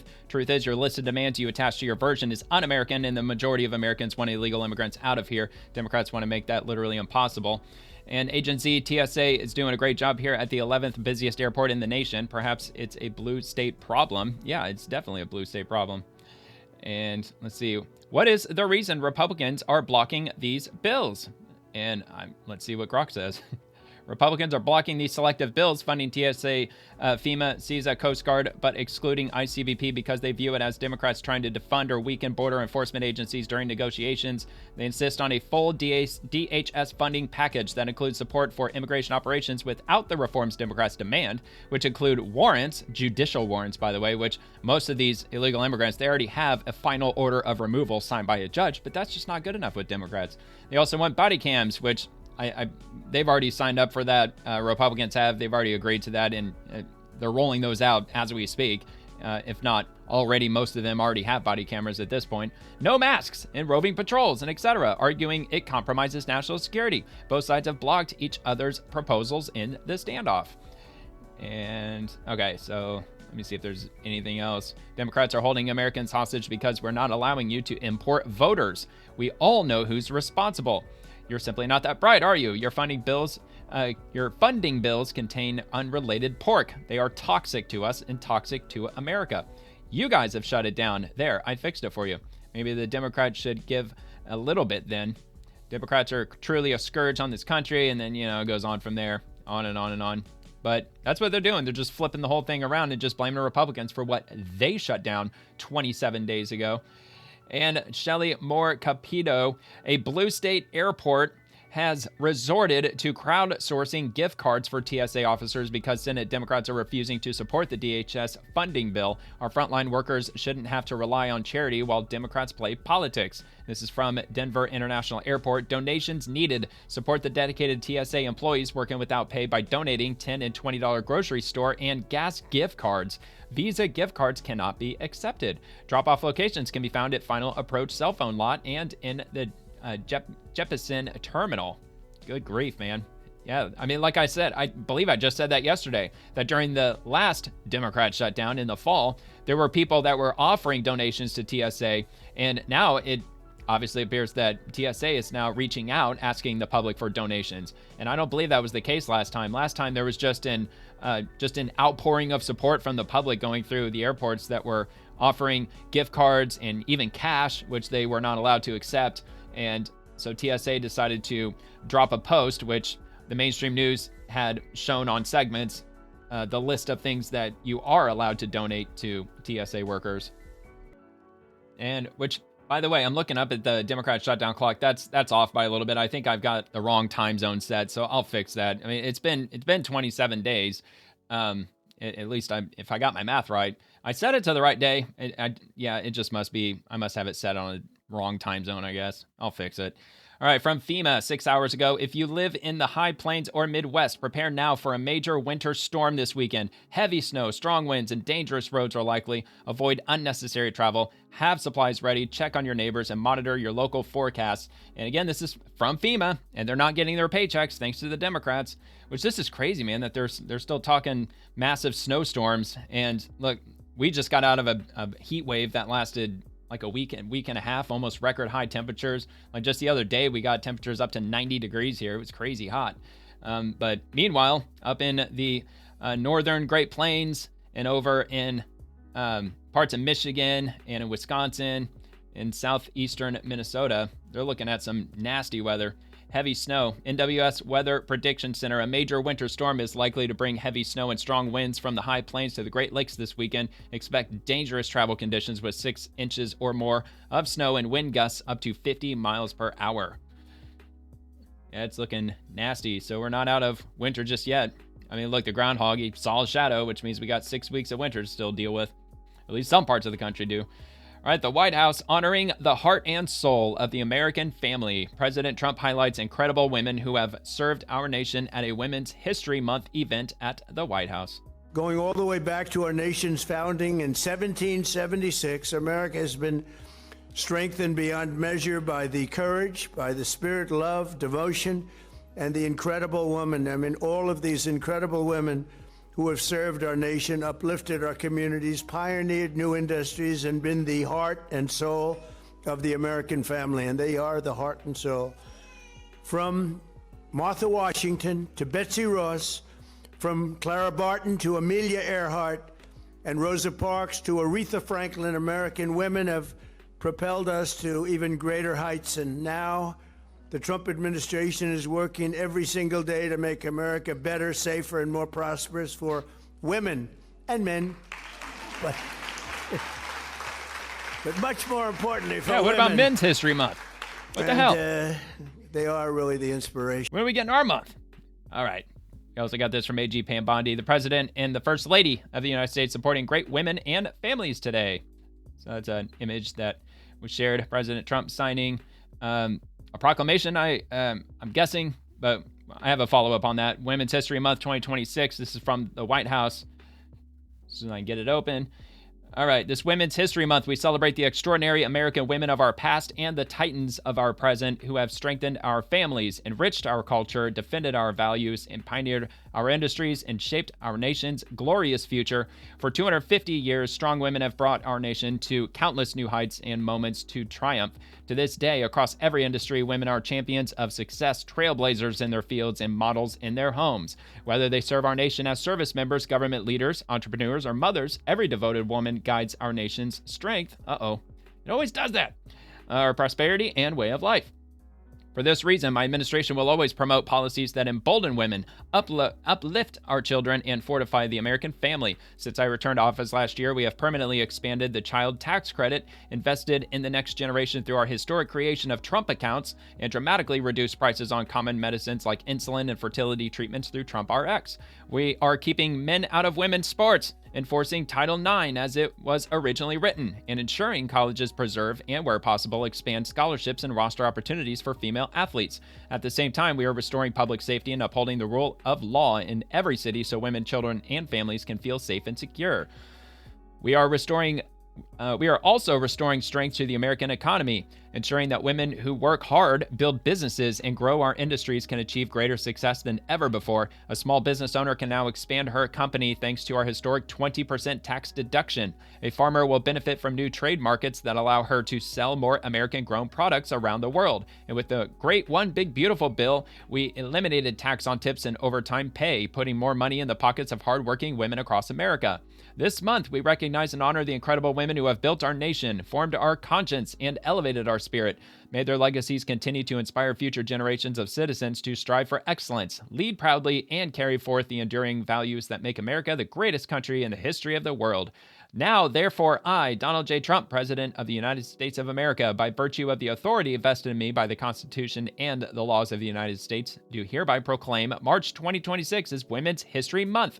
I call upon public officials, educators, librarians, and all the people of the United States to observe this day with appropriate programs, ceremonies, and activities. I witness thereof. I have hereunto set my hand this 12th day of March in the year of our Lord 2026 and of the independence of the United States of America, the 250th. Donald J. Trump. Women's Month. Women's History Month. Okay, let's move on. FBI Director Kash Patel captured. Another FBI most wanted, Samuel Ramirez Jr., apprehended in Sinaloa, Mexico. Ramirez was on the run for nearly 3 years for his alleged involvement in the murder of 2 female victims, May 21st, 2023. After the alleged murders, he was believed to have fled the country. He was formally charged with the murder May 24th of 2023 and a federal arrest warrant issued November 14th of 25. Hours ago, Ramirez was just returned from Mexico to the United States and landed in Seattle, taken into custody by Federal Way Police, where he will face justice.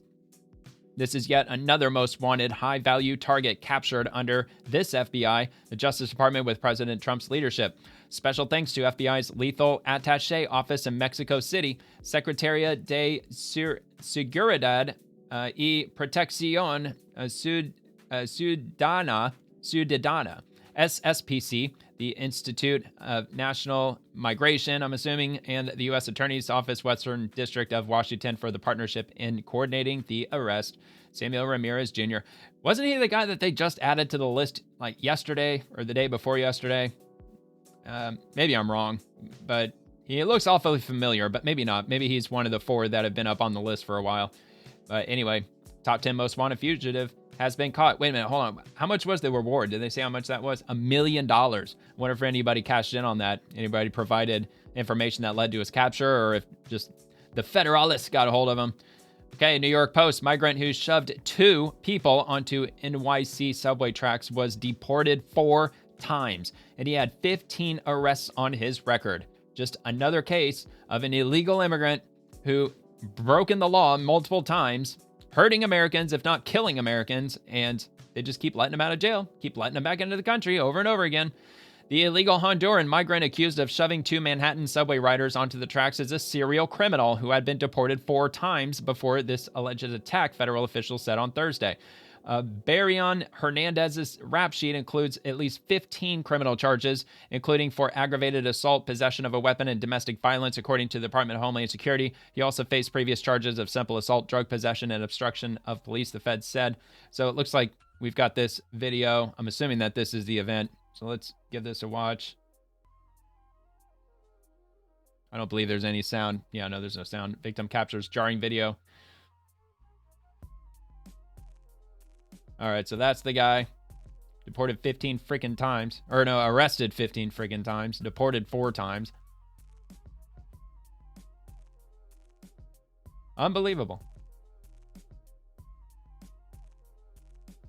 I mean, at least there was a good Samaritan there. I mean, he didn't really do a whole lot. He just kind of shoved him. But yeah, at least he's going to help her up. All right. Looks like that's, yeah, basically it. So he ends up helping her out. And that's the asshole that did it for absolutely no reason. I mean, like, who the hell just shoves people onto the tracks? Piece of shit. That's who does it.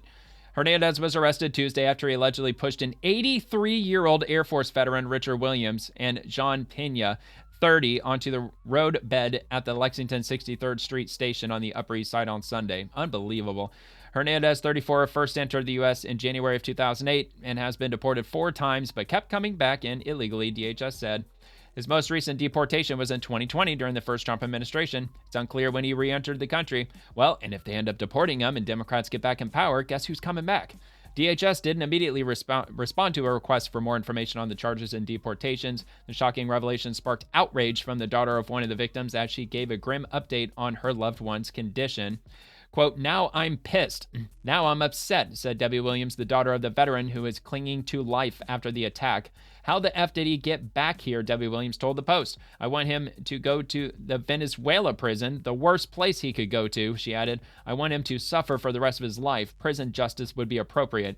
She said her father remains unresponsive on a respirator and is not expected to wake up. So he's going to end up facing murder charges. I mean, yeah, here it is. He's facing charges of first-degree assault and first-degree attempted assault, according to a criminal complaint by Manhattan prosecutors. Well, I really hope the guy pulls through, so they won't even have to worry about murder or homicide or whatever. Just hope he makes it. He pleaded not guilty. As his lawyer said after the court, his client strongly denied involvement in the mayhem, even though he was caught on freaking camera.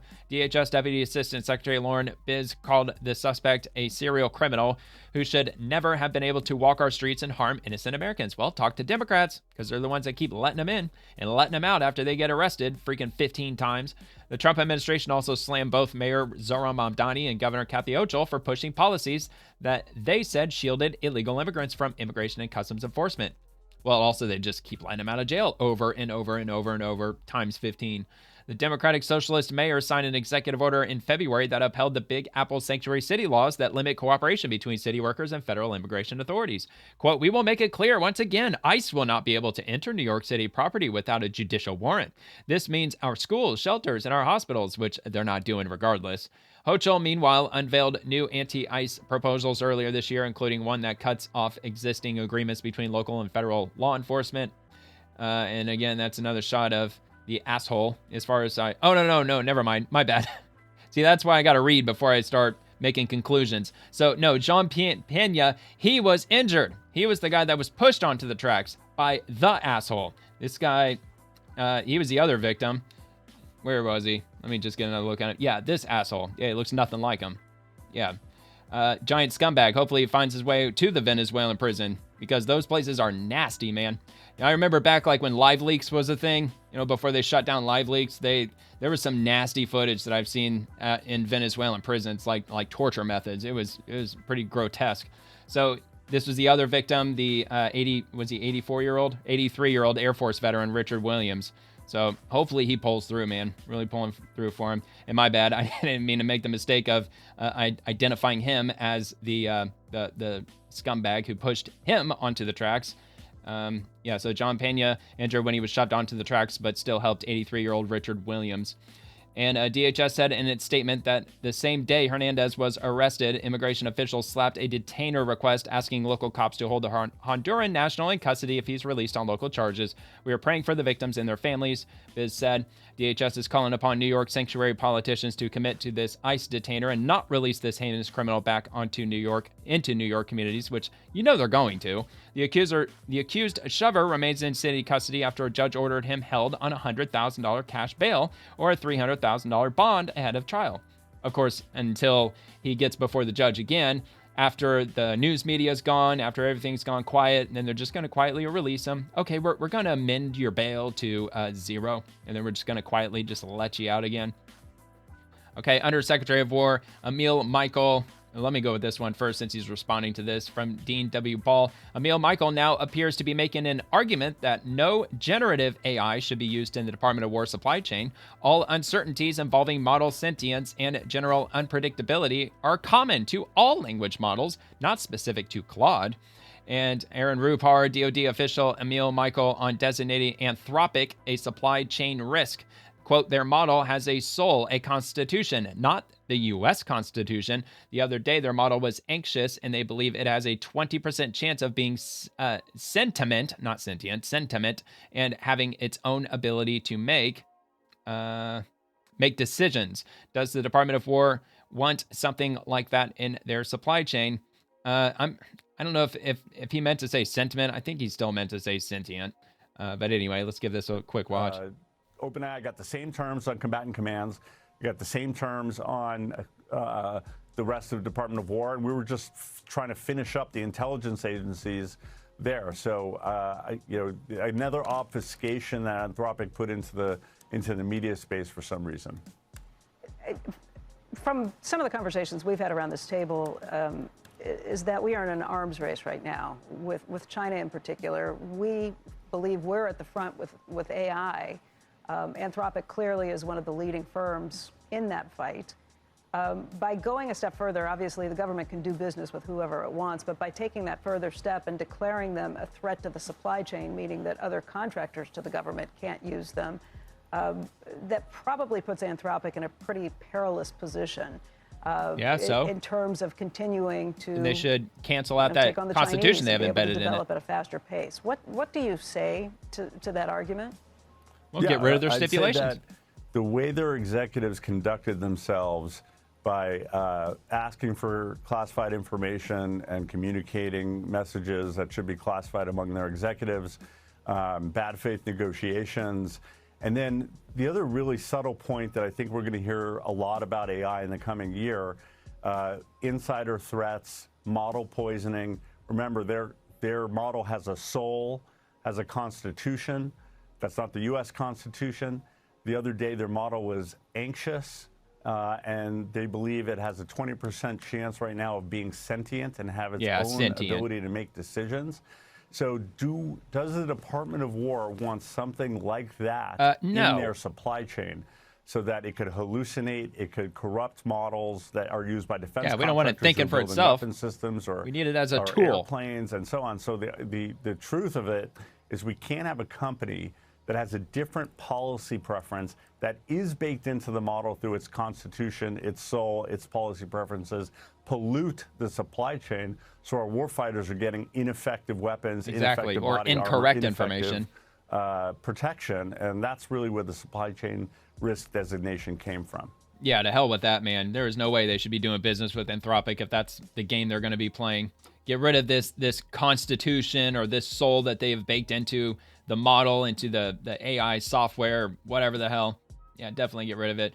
Which this all came up about a month or two ago when the Department of War was talking with Anthropic and said they have to get rid of this stuff that they have baked into it, and they just outright refused to. So the Department of War just canceled their contract, and they have until the end of, I believe, the end of this month to fully remove all of their software out of the federal government's systems, and they must be in the process of doing that right now.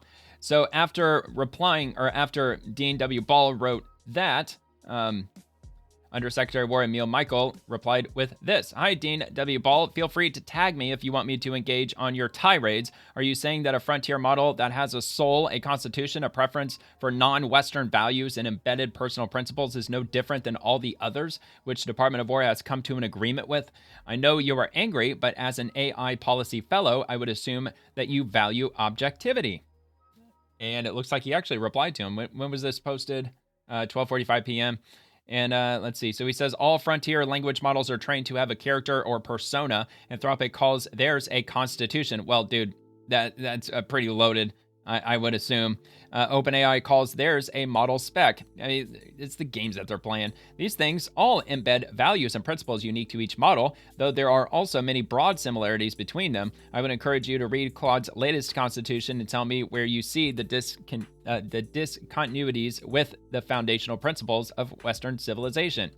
Well, it should be adhering to all of the principles of the U.S. Constitution first and foremost, before it adheres to anything else. I mean, dude, they're playing dangerous games with these AI companies. Most of them, if not probably virtually all of them, are out of Silicon Valley. All the people that are writing all this AI software, they're all liberals, they're all progressives. So, you know, it doesn't take a rocket scientist to figure out that these AI models probably don't have the country's best intentions at heart. And God knows what they're going to be capable of, especially when they just embed them further and further into our federal machine. Okay, CBP. Director of Field Operations, Stephen Stavinoha. Unusual find. New Orleans CBP officers recently stopped an attempt to smuggle concealed and undeclared disassembled motorcycles. Declaring imports and exports is vital for ensuring legal, safe, and compliant international trade. Well, it sounds to me like they're just trying to get around the tariffs. So it looks like they've got them just packed away, and I don't know what that is, maybe a bucket, like a paint bucket or something. But yeah, they're trying to smuggle in car parts because they are subject to being tariffed if they're not built in the United States. Okay, Secretary Linda McMahon, nearly 43 million Americans hold about $1.7 trillion in federal student loan debt. Under the Trump administration, we're delivering a hard reset, fixing repayment, cutting confusion, and restoring accountability to borrowing. My Washington Post op-ed, which she gets into on the Washington Post, which, not sure if the Washington Post is going to paywall me. That would not surprise me if they do. I guess we'll just have to see if they do. Democracy dies in darkness. Okay, let's see. Linda McMahon is the Secretary of Education. Since taking office, the Trump administration has tackled the exploitative behavior of institutions burdening everyday Americans, from big banks and housing to healthcare companies driving up costs. Yet one of the least recognized contributors to consumer debt has produced one of the largest debt portfolios in America: colleges and universities. Today, nearly 43 million Americans have accrued roughly $1.7 trillion in federal student loans. That's almost as much as the entire gross domestic product of Australia. It is about twice the size of all university endowments combined, and a larger balance than either the nation's cumulative credit card or auto debt. All told, that means the Education Department would be the nation's 5th largest bank by assets. Higher education is, of course, an investment in one of the nation's greatest strengths, its people. But investment without accountability is reckless. Colleges and universities have treated taxpayer-backed loans as a right, not a privilege, steering students into low-return programs while expanding enrollment and increasing tuition. Congress, too, has fueled the problem, allowing students to take on debt up to the cost of attendance year after year, whether that's $10,000 or $100,000, and shifting the ever-growing risks to taxpayers. Well, yeah, especially with a lot of these students are getting degrees in programs that pay very little. Like social work, for instance. There's people going to Columbia University in New York, taking out like $100,000 a year. They're getting into $200,000+ in debt to be a social worker, which even in a place like New York City, you're not going to be making more than like $60,000, $70,000 a year. It's insanity. As a beneficiary of federal student loan funding, institutions have a moral and legal obligation to support the students whose borrowing sustains their operations. To remain eligible for federal student loans, institutions must counsel borrowers on repayment. Those with cohort default rates above 40% risk losing access to federal student loans, a threshold more than 1,100 schools are above or approaching. To help keep default rates down, the department under my leadership recently encouraged schools to adopt common sense practices that support students. That includes informing borrowers in default about opportunities to rehabilitate their loans, enhancing entrance counseling using program-level earnings data published by the agency, and setting lower borrowing limits for programs with lower earnings potential. Across the board, the Trump administration is executing a hard reset of the nation's broken federal student loan system, focusing not only on repayment after graduation, but restoring transparency and accountability to the borrowing decision itself. To bring costs down for American families, we must address root causes, not just symptoms. Most students borrow believing a college degree guarantees the American dream, yet many never see a return on that investment. If a degree does not make students better off financially, the federal government should not enable schools to continue offering it. A staggering proportion of programs, 23% of undergraduates and 43% of master's degrees, leave graduates financially worse off than if they had never enrolled. In some fields, the numbers are even more alarming. About 85% of master's degrees in arts, humanities, and theology have a negative return on investment. Students deserve the truth. Just as doctors disclose the risks of taking a certain medication, students need to know if their education will yield better or worse financial outcomes. President Donald Trump's Working Families Tax Cut Act establishes a clear earnings test. If a bachelor's program typical graduate does not earn at least as much as a high school graduate, the program will no longer be eligible for federal loan dollars. Graduate earnings are similarly compared with those of undergraduates. Our administration has also added an earnings indicator to the free application for federal student aid process so families can see their expected return on investment before enrollment, not after debt accrues. This is not an unreasonable standard. It's the bare minimum expectation. Students who borrow to invest in their future shouldn't end up worse off because of it. And yes, it is a massive problem, especially with universities. I'm not sure how they would go about it. I'm all about smaller government. I'm all about deregulating. However, maybe there should be some federal standards when it comes to how much a university can charge, because it just seems like year after year, it's like an exponential cost for tuition. Or maybe the federal government should just cap the amount of federal student loans, period, just across the board. So that way, tons of students who are going to these different schools, Ivy League schools and so on, they just simply won't be able to go to any of them because their tuition is just simply too high. Bureau of Reclamation. Hidden cracks beneath embankment dams could pose serious risks, but they're incredibly hard to detect. The Bureau of Reclamation is calling on innovators, technologists, and problem solvers to help develop new ways to find these cracks. Think sensors, or AI, or geophysics, or something entirely new.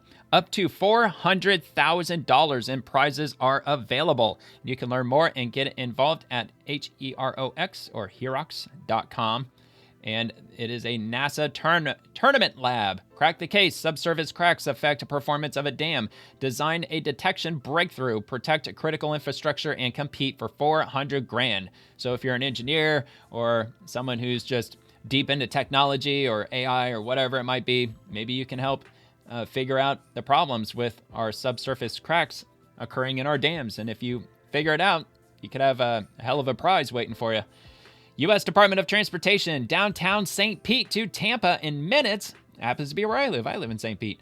That's why I couldn't pass this up. The U.S. DOT and FAA News are making selections for our new Advanced Air Mobility pilot program that safely tests next-generation aircrafts in our skies. Florida is officially cleared to launch. The future of flight is coming this summer. And just a brief history lesson, from St. Petersburg to Tampa, that was the location for the first ever passenger flights ever to happen in the United States. I think it was like back in like the 1910s or something like that. They were offering flights from Albert Whitehead Airport to, I'm assuming what's Tampa International Airport right now, maybe not. But it was, I believe there was one of those like water aircrafts that like land in the water, like what they got all over Alaska, So anyway, I think that was kind of cool that they decided on this location to have this pilot program happen. Although these flying taxis sounds like a nice convenience for the rich, unless they're offering these flights for like what, $15, $20. I somehow doubt that they will, because when you're flying from St. Pete to Tampa, yeah, it would probably take like 5 minutes, maybe 10 minutes. Whereas if you're driving from St. Pete to Tampa, like they claim it's 45 minutes. Look, if you're going from like downtown St. Pete over to Tampa, assuming that traffic isn't backed up or anything, I mean, it's more like 30 minutes maybe. I mean, that's just my take. But anyway, the future of flying over Tampa Bay may be closer than anyone thought. Florida has been selected as one of 8 nationwide test sites for a federal program designed to bring electric air taxis, often called flying cars, into real-world operation. Federal officials say Americans could begin seeing operations under the program by the summer of this year. U.S. Department of Transportation and Federal Aviation Administration this week unveiled the Advanced Air Mobility and eVTOL Integration Pilot Program. The goal is to fast-track next-generation aircraft into American skies. Florida Department of Transportation will oversee the statewide effort. Major aircraft manufacturers involved include Archer Aviation, Joby Aviation, and Beta Technologies. Testing will unfold in phases, focusing on passenger transportation, cargo delivery, automation, and medical response flights. While specific Florida cities have not been formally designated for initial operations, local planning efforts suggest St. Petersburg could be well positioned. Well, yeah, because it's two big cities that are very close to each other, and they're just separated by a bay in between the two cities. So yeah, man, that'd be perfect, which is probably why the very first passenger flights that ever happened in the United States happened right here. In February, St. Petersburg's Advanced Air Mobility Task Force released a sweeping recommendation report outlining how the city should prepare for electric vertical takeoff and landing aircraft, known as eVTOLs. I don't even know if that's something that you pronounce or you just spell out the acronym. Among the recommendations, dedicated parking and charging areas for electric aircraft at Albert Whited Airport, long-term construction of one or more vertiports, standalone vertiports in high-demand areas such as downtown, the gas plant district, Gateway, and near the beaches. The task force also recommended establishing a regional flight corridor linking Albert Whited Airport to Tampa International Airport. The thing that I might get hung up on is how loud these things are going to be, because I'm assuming that they're going to buzz, they're going to spin up as fast as just any other type of drone does. So just because it's electric, don't let it fool you. It's not going to be as quiet as an electric vehicle, because even those little tiny drones can be quite noisy. If implemented, that corridor could significantly reduce commute times across Tampa Bay. A drive that can stretch to 45 minutes or longer during rush hour could take just minutes by air. However, the task force emphasized that any new air mobility projects cannot disrupt existing operations at Albert Whited Airport. And unlike traditional helicopters, most eVTOL aircraft are battery-powered and designed to be significantly quieter. Okay. I mean, yeah, they're probably quieter than helicopters. They take off and land vertically, but operate more like small airplanes once airborne. Most models carry between 2 and 6 passengers and are designed for short regional flights of 60 to 200 miles, which from St. Pete to Tampa is probably like maybe 15, 20 miles at the most. Manufacturers envision use cases that include urban air taxi, regional passenger connections, emergency medical flights, cargo and logistics networks, and so on and so forth. So I'll link that if you want to read the rest of that on your own. And check this out. Terrifying. This is New York City Hall almost 25 years after 9/11. Allahu Akbar. Mere days after Muslims tried bombing Christians. New York City cooked itself, and it will only get worse until the voters wake up. And this is another one from Eric Doherty. Let's have a look at this. You want to make some of that? A moment where you're asking yourself how you can reconnect to growing up with being taught that. Oh,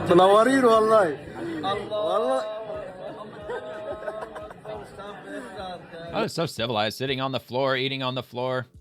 I mean, I guess at least they take their shoes off, I guess. All right. NASA teams have pulled go to proceed toward Artemis 2's launch around the moon. We're targeting March 19th to roll the rocket out to the launch pad at NASA Kennedy in advance of a launch attempt on April the 1st, pending completion of work at the pad. And we've got this from NASA. Artemis 2 flight readiness polls go to proceed toward April launch. So this could be happening next month. So let's see, it's proceeding toward launch. NASA is targeting Thursday, March 19th to roll the SLS Space Launch System rocket and Orion spacecraft to Launch Pad 39B in advance of a launch attempt on Wednesday, April 1st. April Fool's Day, pending closeout of remaining open work. Agency leaders provided updates about the outcome of the readiness review in a news conference. All right, and I think I've got a follow-up to this. We have also added Thursday, April 2nd, as a potential launch date for Artemis 2. Okay, so not April 1st. I guess that was an early April Fool's. April 2nd looks like it's going to be the big day, hopefully. Track the mission availability calendar, also going to be at go.nasa.gov. And let's see, so mission available. Okay, so these are the windows that they have open. So it could be on any of these dates in green that they will end up launching. Of course, everything has to line up right. Of course, the moon as long as it's in its correct position, which is probably why that they have all of these dates that are unable to go for launch, because I'm sure the moon has to be in a favorable position in the sky, and also the weather has to be favorable, which is probably why they choose April, because it's one of the driest months of the year, at least for this area in Florida. All right, so that's going to do it for this episode. That is all I got. So if you enjoyed tonight's episode, please like the video and subscribe to the channel. And I'll be back tomorrow night as we explore the swamp Monday through Friday and everyone in it, politicians, the bureaucrats, the agencies, and the administration. I also post daily on X, which is where you can peek at the content for the next episode. And don't forget, the video clips from tonight will begin dropping on the channel tomorrow as early as 8 a.m. Eastern. Thank you so much for watching. Always remember to stay positive. God bless the troops, and God bless America.